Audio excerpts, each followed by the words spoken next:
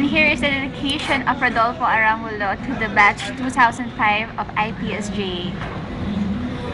Rodolfo Arangulo is one of the greatest inventor of you know, Dodo. Hello.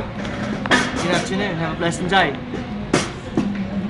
Para sa batch 2004 and 5. Today's the day that our batchmate, Rodolfo D. Arangulo, That's what I'm is talking about. going to give his speech to all of you.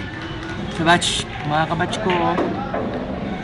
Kindly listen to him with all your understanding, with all your patience. That's what I'm talking to you. Kung sino yung mga hindi pa Si nakakilala Rodolfo. sa akin. Huwag mo kasama sa video. Yan. Si Rodolfo, Sa lahat ng mga batchmate. sapol yan. Grade 6 pa lang. Gusto ko na kayong lahat. Bibong-bibo.